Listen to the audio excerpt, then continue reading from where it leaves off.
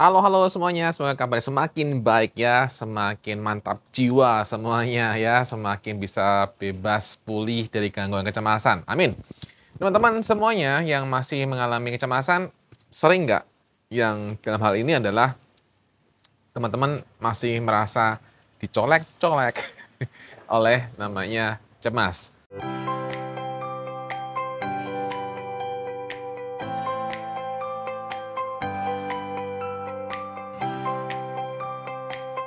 Bagaimana untuk mengatasi itu? Oke, nah mari kita bahas ya teman-teman. Nah teman-teman, biasanya ketika teman-teman sudah punya bahasa dicolek-colek, biasanya kecemasan teman-teman sudah tidak tinggi lagi, teman-teman mungkin sudah di levelnya menengah atau mungkin di bawah itu.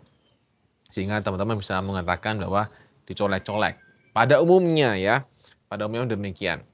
Nah, artinya dicolek itu artinya kan udah enak gitu kan, tapi masih ada muncul rasa sensasi, kadang-kadang pagi, siang muncul gitu, tapi setelah itu ya hilang gitu kan.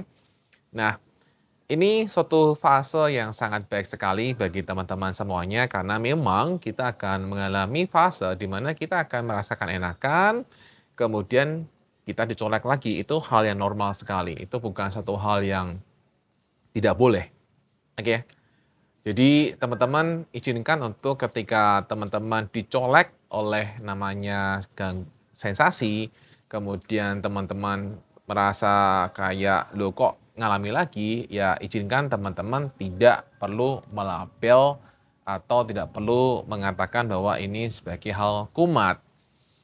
Anggap saja inilah suatu proses untuk saya lebih baik lagi. Colek ya udahlah biarin aja. Berarti ada sesuatu yang perlu untuk saya perbaiki lagi.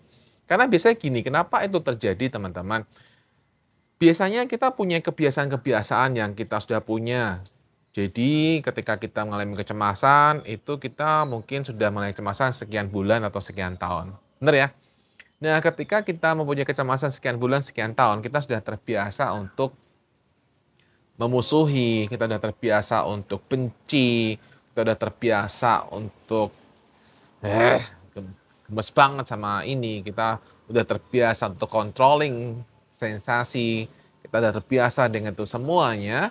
Dan itu ketika teman-teman sudah mulai mengerti, udah mulai bisa mulai berdamai, ada tahapan berdamai dan teman-teman bisa lebih paham, entah karena teman-teman tonton YouTube saya, atau teman-teman sudah punya buku Baca Cemas, atau buku Good Anxiety, atau teman-teman ikut Babai Cemas online course, seperti itu. Nah, teman-teman, ini ada kemudian merasakan masih ada rasa dicolek-colek itu karena ada sisa-sisa ini loh teman-teman. Maksudnya sisa itu kita kadang-kadang seringkali kita punya pikiran-pikiran atau kita punya emosi-emosi yang dari kebiasaan lama yang masih terbawa tanpa kita sadari. Garis bawahi, tanpa kita sadari. Sehingga ketika itu muncul karena tanpa kita sadari, kita kembali ke pola lama, ya udah muncul lagi. Nah, itulah colek itu muncul. Sehingga yang teman-teman perlu lakukan adalah sebenarnya ya menganalisa lagi sebenarnya apa yang buat saya tercolek-colek lagi ya.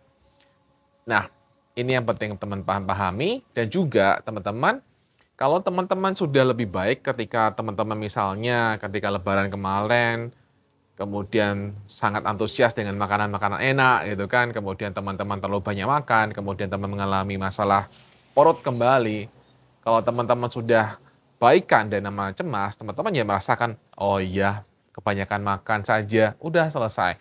Nggak ada lagi kemudian, wah jangan-jangan begini, wah jangan-jangan begini. Nah ini udah tanda sangat baik sekali, sangat bagus sekali kalau teman sudah sampai level seperti ini. Jadi sembuh itu ketika teman-teman sudah merasa ketika ada rasa di perut atau rasa apapun udah ya santai. Oh iya karena gue makan ini aja misalnya kebanyakan karena saya terlalu nafsu misalnya, ya kan? Atau memang karena banyak pikiran saja misalnya, ya udah itu udah bagus banget loh teman-teman, ya. Ini yang perlu teman-teman pahami. Dan kemudian teman-teman berkaitan dengan colek-mencolek, sebenarnya yang perlu teman-teman lakukan setelah teman menganalisa, teman-teman untuk kemudian tidak lagi melakukannya di masa akan datang.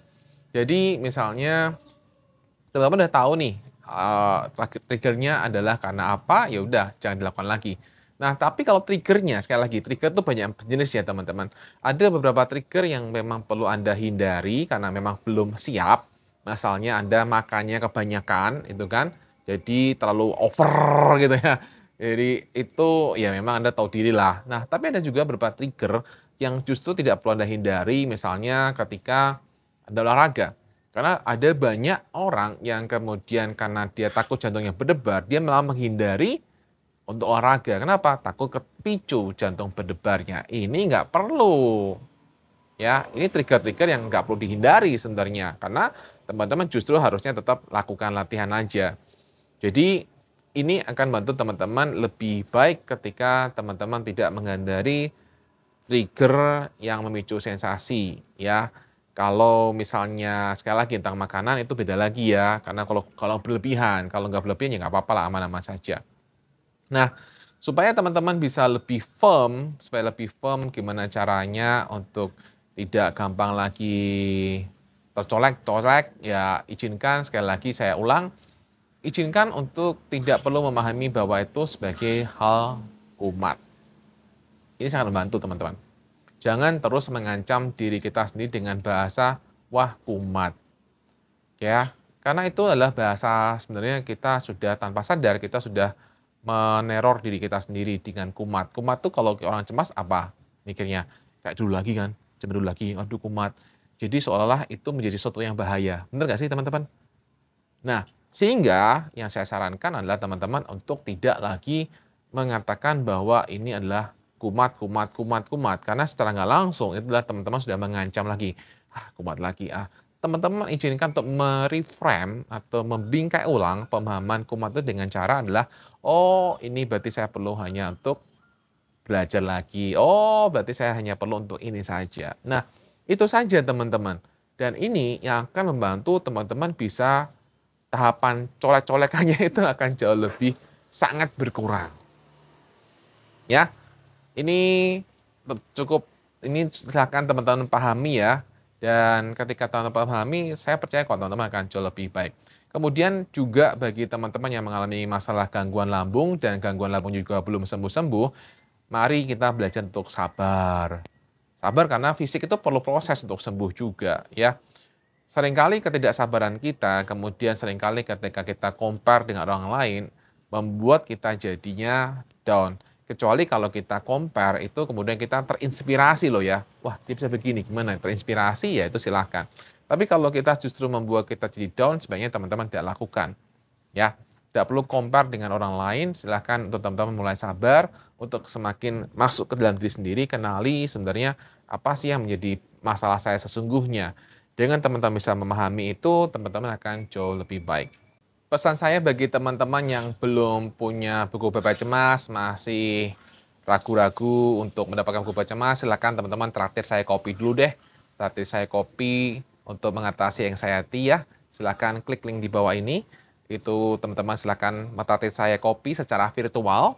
Dan saya akan jelaskan di traktir kopi itu kesalahan-kesalahan terbesar yang sering dilakukan sehingga Anda masih mengalami pikiran-pikiran negatif dan ada solusi-solusi di situ yang bahas di traktir kopi mengatasi kecemasan. Ada saya bahas di situ di traktir kopi untuk mengatasi anxiety.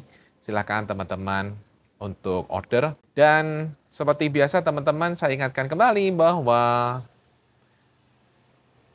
apa teman-teman? Mulai belajar tidak mengancam diri teman-teman dan mulai belajar untuk berteman dengan sensasi.